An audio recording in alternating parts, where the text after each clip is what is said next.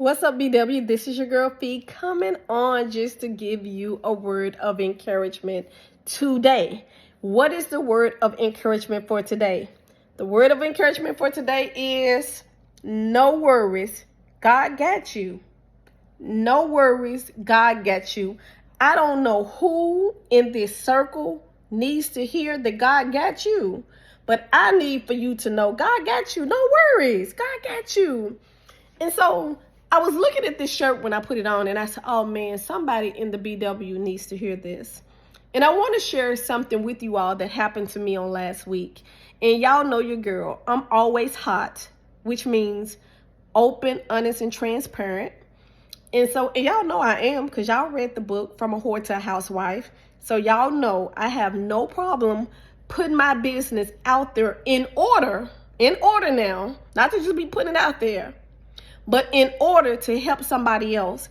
If my mess gonna turn somebody else into a message, or my test is gonna help it to be somebody else's testimony, I don't mind putting myself out there. And when I tell you, when I put the book From a Whore to a Housewife out there, even though I opened myself up and it was real and it was wrong, I have so many messages and so many people came to me telling me how that book blessed them with just me being open, honest, open, and transparent. That's what HOT stands for. Honest, open, and transparent. And so I want to be hot with you all this evening. Something that just happened to me on last week. And so if you follow me on Facebook outside of the BW circle, I didn't put it in the BW circle, but I put it on my Felicia's travel page, because I also have a travel page. Y'all go check it out on Instagram. Felicia's, FELICIA''S travels, TRAVELS. But anyway, I was posting pictures that I just got back from Dominican Republic. In other words, me and my husband took a cruise to the Grand Turks and Caicos, Dominican Republic, and to the Bahamas. And so while I was there, if y'all follow my other pages, y'all will know that in December, I quit my job as an assistant professor, something that I've been doing since 2015. I've been nursing since 2011. So I've been in the game almost 13 years. And so for 5 of those years, no, 10 is 20. For 9 of those years, I've been in some kind of instructor role, because I started as an adjunct instructor in 2015, and then I became an assistant professor in 2018, and it's now 2024. Y'all, I can't count. But anyway, y'all get what I'm saying. But anyway, that's what I've been doing. And so that was a job that I gave up, something that I love to do. I had my personal reasons for giving the job up. And so, of course, I had got another job. And so I was supposed to start the job this Monday, 2 days ago. I was supposed to start the job. And so my husband and I, we decided to take the cruise before I started work, because I'm like, okay, I'm going to start a new job. I don't know when I'll be able to take a vacation. So we hit the highway and we drove to Miami, got on the boat, and we did our 7-day cruise. Now, into the cruise, this was probably... We got on the boat that Saturday or Sunday, something like this. So this was like on a Tuesday or Wednesday. I got an email. We get the international package, so I was still getting texts and phone calls and emails. So I got a message on my phone that I wouldn't be able to start work Monday, because that particular place of employment had a hiring freeze. So anybody that was hired on or was supposed to come on or that was supposed to be onboarded, it was a freeze for, right? And so I was like devastated, because I was supposed to start 5 days later, because this was like on a Wednesday. So I was supposed to start again this Monday. We just got back home on Sunday. And so I was in my feelings for a bit, because I'm like, what? And so I had to quickly gather myself after I vented to my husband, because I vented to him probably a whole 15, 20 minutes. And he was just looking at me.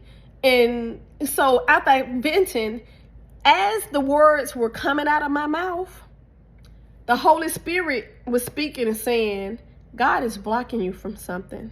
God is shielding you from something. God is doing something behind the scenes. And one thing I have learned, if I haven't learned anything else in my 52 years of living, is that you got to trust God when you can't trace God. Do you hear me? I'm going to say it one more time for the people in the back. You got to trust God even when you can't trace him, even when you don't understand what he's doing, even when you don't know what he's doing, why he's doing it, why this is happening, why that happening, why this person. When you have all these why. going through your mind. You got to trust God when you can't trace God. In other words, no worries. God got you. And that's something I've learned. So as I was just sitting there venting to my husband, the Holy Spirit was speaking to me as I was speaking to my husband. And then in the midst of me venting, it's like a calmness came over me. And I said, but you know what, babe? I said, I know God got me. He has to be blocking me or shielding me or protecting me from something. And so I'm going to trust God even when I can't trace him. And he said, I'm so glad to hear that, because when you got through doing this right here, that's just what I was about to say. He said, you're going to be okay. He said, so let's go get on these bikes and have a good time. Y'all may see on my Felicia's travel pages, I was riding bikes. That happened. I got that message probably an hour before we got on those bikes. And so it's like a peace came over me. So we went riding bikes and we had the time of our life. And so when we got back, you know, I talked to my daughter every day. And so even when we was on vacation, she would call every day, or we would call her to check in with her, because y'all know she just moved. That's a whole nother story. I'm going to do a whole video on how to let go for parents who can't let go. I'm going to do a whole video on that, because I had to learn some things even through that. But anyway, so, and so we was talking to her, we got through riding the bike. So we was telling her about our bike riding experience, because they thought I was too old and too big to be riding a bike. But your girl had to show out on the bike and show them that I still could do it. But anyway, she said to me, Mom, because I was telling her, oh, the bike ride was fun, blah, blah, blah, blah, blah. You and your daddy thought I couldn't ride the bike, blah, blah, blah, blah, blah. Oh, and by the way, your mama don't have no job come Monday. And she was like, what? What do you mean? What are you going to do? That's what my daughter said. What are you going to do? And you know what I said to her? Do what I always do. I'm going to trust God. That's what I'm going to do. And that is so important, guys, because I was sharing this with a friend of mine today. Eyes are always on you to see how you're gonna behave in a certain situation. I just had this conversation today with somebody. And I know if y'all ever heard me do my why story, I told y'all my why was my daughter, and her eyes is always on me. And just because she was my why during nursing school, she's still my why now. How I navigate this thing called womanhood. How I navigate this thing as a Christian. My daughter's eyes are still on me. So when I fall in predicaments, I really teach my daughter, my granddaughters, you know, how you supposed to move in life. So what would have happened if my daughter said, Mom, what are you going to do? And I'm like, I don't know what I'm going to do. And just be a whole mess and be anxious and worried. I would have, without even saying it, I would have basically been telling her, worry about it. Worry about it. But one thing I've learned, faith and worry, they don't go together. Either you're going to trust God or you're not. Either you're going to worry or you're going to have faith. And so those same eyes that were watching me when I told y'all that whole why story back when I was in nursing school, even though my daughter is grown and moved out the house, guess what? She's still watching how her mama moved through this thing called life. And we have to realize that we all have a sphere of influence. And their eyes are always watching us. And sometimes you don't even know who in your sphere of influence. Sometimes you think it's just the people in your home and people on your job. Sometimes you never know. I remember one time in church, something had happened in church. This was probably about 10 years ago. And it was this young lady, and somebody did something to Jalen. And when I tell y'all, I went off in church, in the sanctuary. Do y'all hear me? I was on the third pew, going off acting a fool. And I would never forget this, and it cut me like a knife still to this day. And it's this young lady by the name of Kiara. Kiara, you remember this if you're watching this.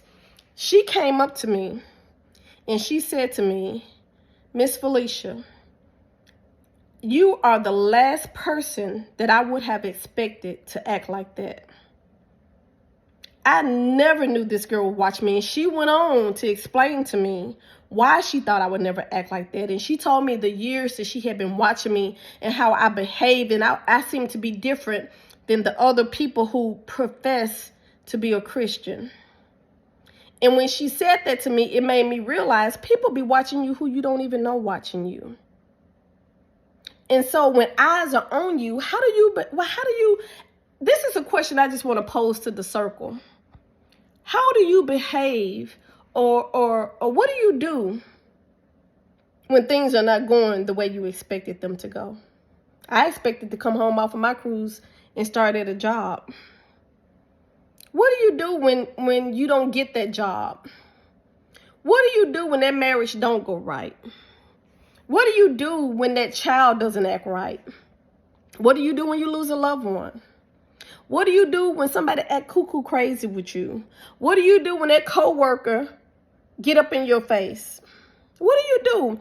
What do you do when things do not go the way you expect them to go? That's the question I want to pose, and that's the question I want y'all to answer in the comments. What do you do? What do you do? Because eyes are always watching.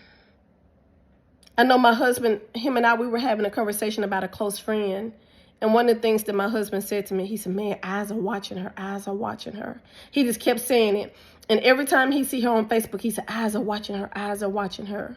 But guess what? Eyes are just not watching her. Eyes are watching all of us. We all have a spirit of influence. And if we profess to be Christians, now it's different if you don't profess to be a Christian.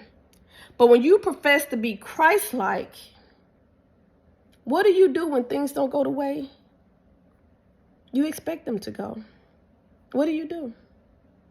Do you have this no worry, God got me type attitude? Do you do like I initially did? I'm keeping it 100. Do you just go into vent mode? Do you worry? What do you do? No matter what you do or have done in the past, because I haven't always reacted the same way. Trust me, I haven't always had the attitude, I'm going to trust God when I can't trace God.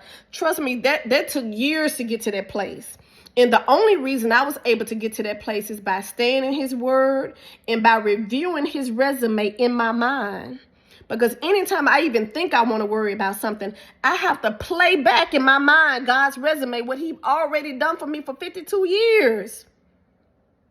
His word holds true. His resume proves. You know, us, when we do a resume on a job, we can lie on our resume. We can say we got all this kind of experience, all this critical thinking, all this what you call it, organization skills, all these critical thinking skills, all these kind of skills. And we can put some stuff on some resume. Honey, I can make a resume look good. Do you hear me? Sometimes it be sounding so good, I be like, oh, is that me? You know, but with God's resume, God don't have to lie on his resume. God is overqualified. Do you hear me?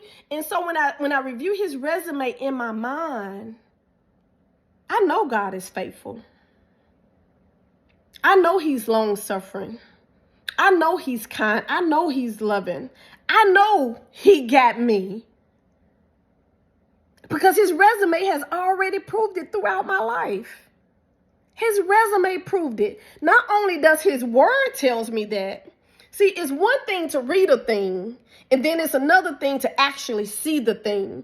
I remember being in nursing school one time, and it was a particular class, and on that class, they was talking about jaundice, right? And they were saying that when people have jaundice, they sclera their eyes. In other words, the white part of their eye may be yellow, but they was talking about their skin can even get yellow, and sometimes they can look like a highlighter. Now, I was in nursing school, and I'm saying to myself, ain't nobody gonna be looking like no highlighter. I can see the white of their eyes getting yellow, because I had actually seen people like that before. You know, but their skin to be like a highlighter, I had never seen that before. But when I had read it in a book, but when I went to the hospital,